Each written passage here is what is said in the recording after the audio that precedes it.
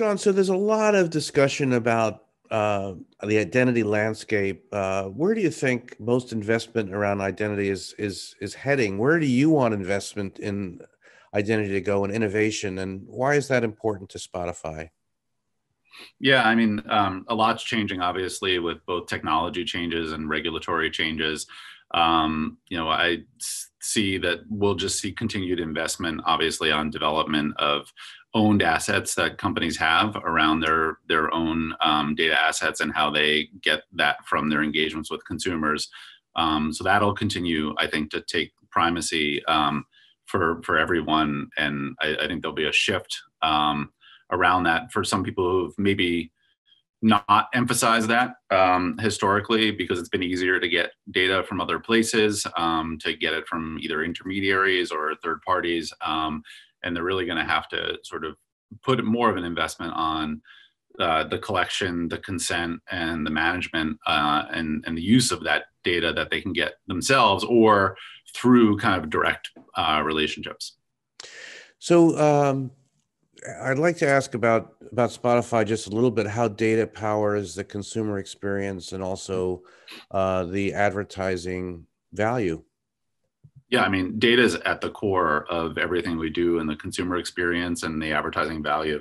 Spotify is all around discovery and personalization in the experience and audio, how we create like the right environment for consumers and allow them to sort of find and discover the music that they love. And now increasingly podcasts are a big part of that mix, and data really powers that discovery. Data powers sort of understanding what users' tastes are and what their profiles are and what might be the right sort of thing to recommend for them at this moment, what we surface to them across a variety of different environments, and how we sort of think about understanding and learning from consumers around the content that they engage in. So it's really critical from the primary consumer experience. And then obviously that translates to what we know around consumers, and how they use Spotify throughout their day, how they use it to sort of complement their activities, how they sort of soundtrack, their different moments of their lives using Spotify, and how that provides us insights into who they are as as an individual. So, Sean, just going a little bit deeper on that, you guys must have very deep information, data about your users. You know them very well. What does an identity graph mean to Spotify, and how do you work with other data sources, either advertisers you have or other data vendors, other solutions? If you could explain a little bit. Sure. Identity graph is a really important kind of concept for Spotify because we're one of a very small handful of platforms that really engage with a consumer across an increasing large variety of devices, right? If you think about, there's the primary computing devices of, mobile phone and laptop and everything else, but Spotify and how people consume music, how people consume podcasts, increasingly is done through a variety of different connected devices, connected TVs, connected speakers, gaming consoles. We see a tremendous amount of growth in wearable devices, connected appliances, even. So sort of anywhere you have a digital device that can be connected.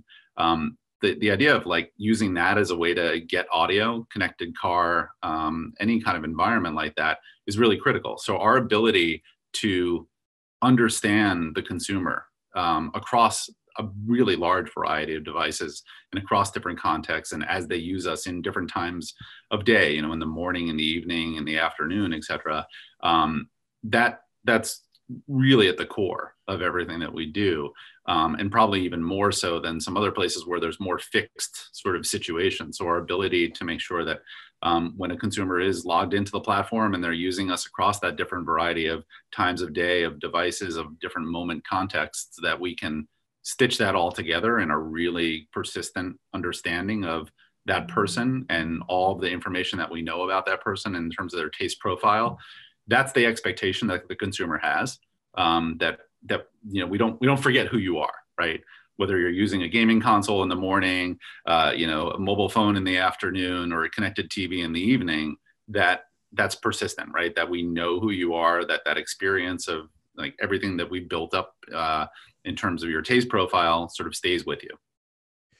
So you guys have sort of have pioneered your own flavor of interoperability, let's say, across platforms. What could be learned by the industry about reducing fragmentation across the ecosystem and improving interoperability? What are some learnings that you have, not just at Spotify, but through your experience in digital media?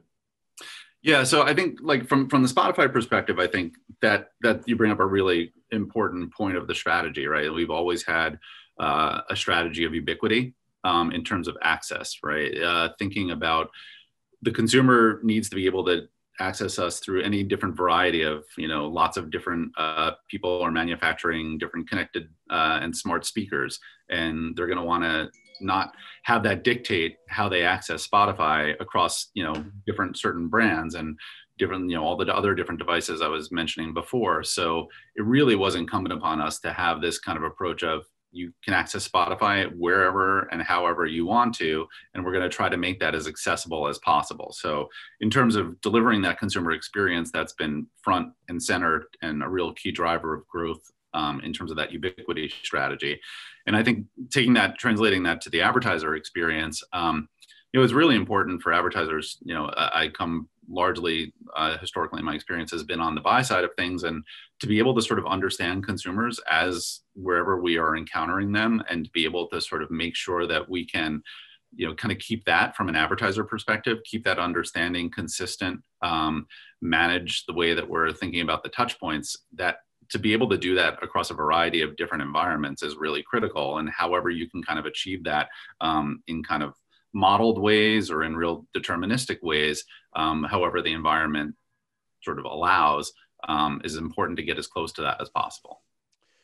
Great. And finally, I'm not so sure how much you deal with the buy side these days, but I'm sure you have interaction. What is some of the expectations that they have around performance and what they're looking for from their investment with Spotify?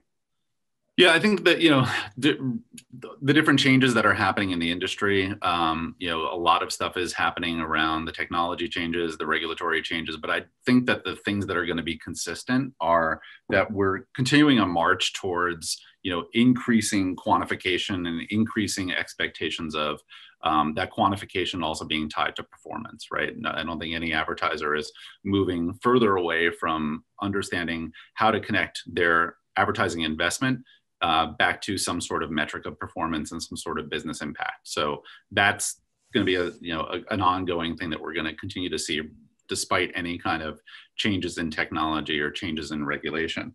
And I think there's going to be sort of a increasing need to just sort of integrate those things across all the different objectives that an advertiser has, whether that's sort of the full funnel of objectives, from awareness to acquisition to growth and retention. Those are continuing to sort of need to be sort of the walls across those things are being brought down. So those are kind of the two main drivers, I would say, from the advertiser's perspective, and that those are driving kind of their continued expectations. So anything that can help continue to bring that kind of quantification, anything that can help with a march towards understanding performance, understanding consumers, and helping sort of think about things from a full cycle of things that can help and complement from awareness building, and things that can then go and help and drive growth and retention and help connect the dots across those, are going to be the things that really drive their attention.